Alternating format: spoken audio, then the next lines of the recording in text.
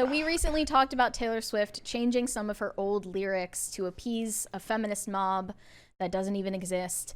And the lyric changes don't stop with her.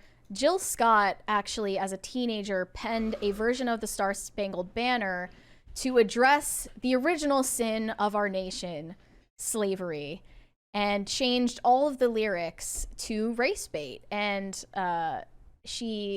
maybe we should watch her performance of it to get a sense for what this song is about and what it's aiming to do. Okay. Because I would say this is about division, not unity. The performance, by the way, is not great.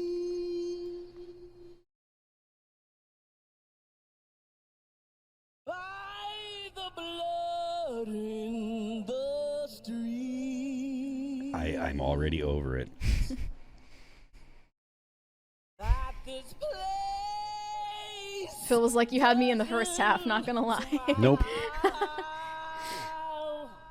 Oh, God. The singing is just bad, aside from the lyrics.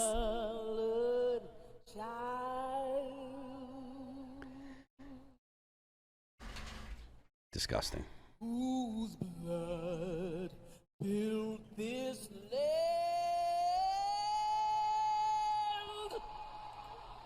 Cringe. With sweat and their hands,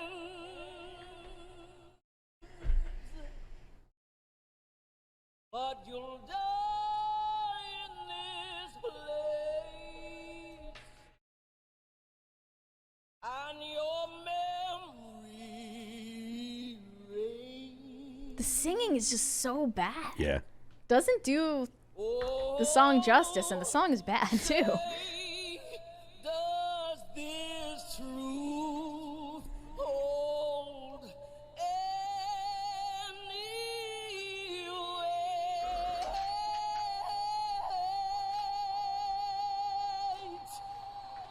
It sounds like an animal giving birth. This is not the This is not. Gross.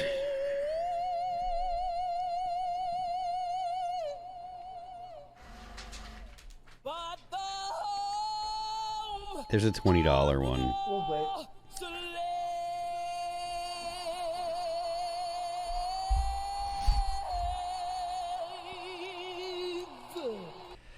Don't judge a country by where it started. Judge it by how far it's come. Right? That's what you should be doing here. By the way, one person responded to that post with Whitney Houston's rendition. I wish, not just that. Just the other day, I shared Lillian Garcia from WWE did a rendition. Thank you. Hey. I would even prefer Fergie's over this. Yes. Yeah. By a long literally, shot. I would. Anybody's is better. Anyone's is better. Perform the real Star Spangled Banner badly, and any of those would be better than this. The whole point of that is it's essentially an attempt at deconstructing the Star Spangled Banner to make the U.S. seem like uniquely bad, when in reality, the United States is uniquely good, right? Like the U.S. as an idea has progressed further than any other society in human history. She's worth $12 million, by the way. Oh my God! Also, Bullet Shepherd said, "Watch Cowboy Bebop, then you'll regret your bad anime takes." No. I am not going to watch any more of your recommendations. If you think Attack on Titan is good, I don't trust any of your opinions anymore. There's a $20 one there from That Stands Tastic. He said, "Is this an arrestable offense, defacing our national anthem? Also, tomato, tomato, tomato." Boo, tomato, tomato. Also, we got one from Deuce Boogaloo. He said, "Mary proving today birth givers don't deserve rights. Every man I've shown Attack on Titan to had their mouths agape at the horror and drama, while every woman did the same. Why are they yelling? Where's the comedy? Tim and Ian are fans, by the way." Okay, I don't care if Tim and Ian like it. They're wrong to like it. It's bad. Brett, how about you watch the first 5 episodes of Attack on Titan and give us your thoughts? I I gave everybody the blonde hair. You want more from me? Yes. You want more from me? Yes. Look, Jill Scott, the performance is bad enough because, like I said, I have an addiction of sorts to watching old television from a time long forgotten in this country when we seem to have a more united idea around the fact that you were very blessed to be born here. Whatever your circumstance at the start of your life, America is the only country in the world where there's fat homeless people, and this is this is the greatest country in the entire world. And as far as I'm concerned, something like this, it's one thing to have that opinion. It's another to sing this and then tell me that this is not meant to divide people. It's always done at these points in time, right? There's a reason Colin Kaepernick does it during the national anthem, right? Because it is designed to be divisive. With all of this country's problems, past and present, even if it's not the greatest country in the world, I should be allowed as an American to believe in it and be patriotic and believe that we're the greatest, even if it's not true. You do not, your government is not your country. You're not, when people say they love America, you love your heart. This song isn't about the government. And, it was the government and at that government time. corruption. It was It's actually about white people. This song is about villainizing white people, not the government. I understand that. I mean, easily any staunch libertarian could probably rewrite the Star Spangled Banner to demonize the government and then undermine patriotism for that reason, and it would still be just as divisive and wrong. The point for this to me is look, I ride that line quite a bit, as somebody who is both very much love the patriotism of that time period, but not a patriotism tied to what the government does. Nor do I believe that they should be looking at this as something, like I said, don't look at where this country started. Look at how far it's come in a very, very short period of time. And it's another thing entirely to be lectured by millionaires about the evils of a country that made them millionaires. This also isn't even talking about things that the government has done wrong. It's not talking about war in the Middle East. It's about demonizing the white people who were born here. Yeah, it's just about and their ancestors. It's just about casting the United States as a force for bad. It's just a way to make society, basically make Americans hate themselves. And in my opinion, it's a leftist attempt to make people hateful of the United States, so that way it makes it easier to change the structure of the government. So if you're naive, you should be able to point to Jill Scott and as an example of how far we've come in terms of racial equality, at least in terms of outcomes, because as you said, she's worth $12 million. There are plenty of black celebrities who are, and even black entrepreneurs as well, and black politicians who are worth a lot of money, and if they're self-made, which is a testament to what's possible if you're born here. Yep. But that is all the more reason why she begrudges this nation. They don't care anymore. I'm sorry, nobody who was, none of the slaves who were shipped to this country centuries ago were not slaves beforehand. They were slaves in their own countries. And the slave market existed before Europeans started to engage in the slave market. And on top of that, every society in human history has at some point been just about every society has at some point been enslaved by another society, or at least has had a portion of that society become enslaved. Slavery was the norm in the whole world up until the 1800s. Human beings have been human beings for 200,000 years or something like that, 150,000. I'm not sure exactly, but a long, long time. There's been actual human beings with human societies. Just because we only just because we have record of society starting 5,000, 6,000, 7,000 years ago or something like that, It doesn't mean that there wasn't societies beforehand, and human beings have always engaged in slavery. No society is innocent of that. And the way that the left portrays the United States as uniquely bad is it's all just about trying to discredit the U.S. It's also why they got rid of civics in school and why they don't teach history, because they want you to be We missed a $20 ignorant. one from Darth Doza. Sel, what are your thoughts on the national language? Also, chat, are we good? I need somebody in the chat to tell me if we're good or not, because I just want to double check. It says I got good signal, but it also is. Did it drop out? You asking? The stream looks good to me. I have Okay. it pulled up. Okay. Yeah. Yeah. Anyway, speaking of Sound of Freedom. No thoughts on national language. I don't know what that is. Like our national Like, language? is that what the question is? That it should be English? I mean, I think we're in agreement there. But anyway, speaking of Sound of Freedom, although obviously slavery is illegal in this nation, Jim Caviezel talked about this and said, like, the U.S. is one of the #1 consumers of CP and almost one of the #1 producers of it. And slavery is still a thing globally and even in this country.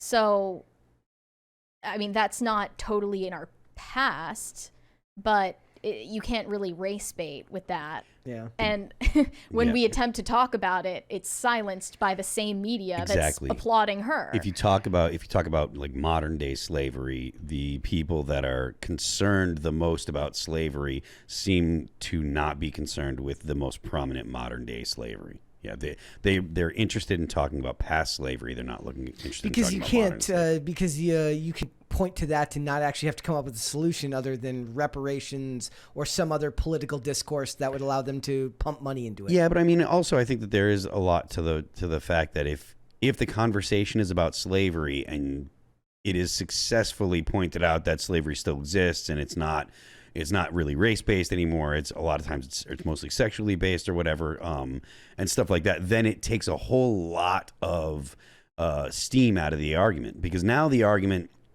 that people that make a lot of race-based arguments about reparations or whatever, they say that there's still slavery because of the prison system and that people go to jail and then they're enslaved when they go to jail. And it's like, well, I mean, I understand what you're saying, but those people did go, they did have due process.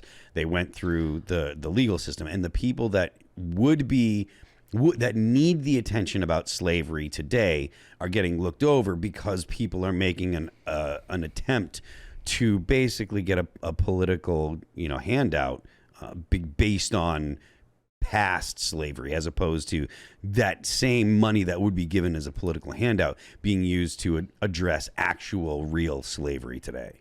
Well, Jill Scott has nothing in common with anyone who is enslaved in this country except for surface level skin color, but is feels somehow connected to their suffering because of the propaganda that's being pumped into our minds. That's what I'm talking about when I talk about watching stuff from the 90s. There was for as much as you may disagree with the person, there was a unification around the country as a whole, which means look, at the end of the day, if somebody comes from the outside, all you got is your neighbors, yourself, and your country. And that was enough for people at that time. Nothing to do with the government and nothing to do with that country's past mistakes. You just understood that the way things were required you to, have at least something to coalesce around, it felt like. And that was what it was back then. And it resonates with me in a way that I don't think happens. It's why I don't want, when I posted about watching Walker, Texas Ranger, they were like, oh, the new one? I'm like, God, no. God, no. No, just never. The other good thing about that show is it says, instead of saying Chuck Norris is Walker, Texas Ranger, it says Walker, Texas Ranger is Chuck Norris, which is amazing. But I'm saying that this was at a time where his co-star on the show, Clarence Gilliard, is a black man. This is in the 90s, and there's no talk about what any of that means. His uncle in the show is Native American. I guess Chuck Norris is part Cherokee or something like that.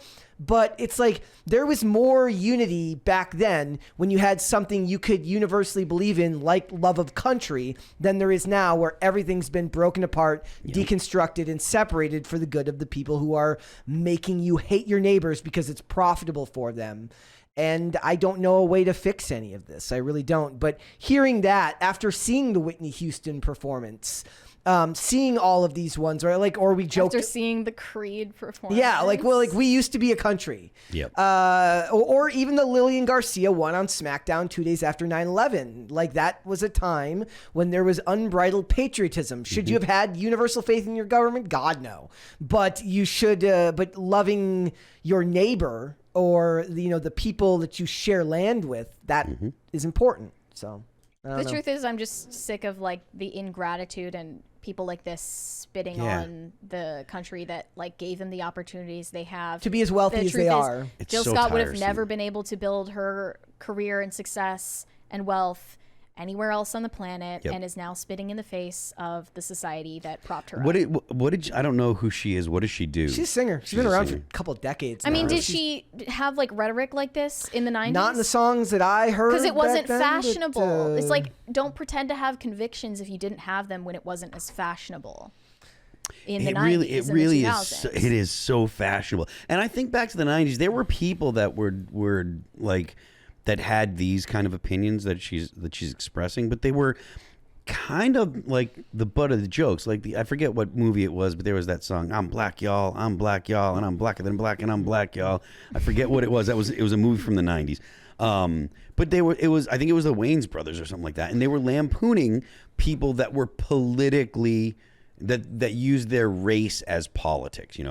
I don't want to just call it identity politics, because it was beyond identity politics. It was their entire their whole shtick was wrapped up in it. There's people that made fun of Sharpton and made fun of those guys for being grifters. Yep.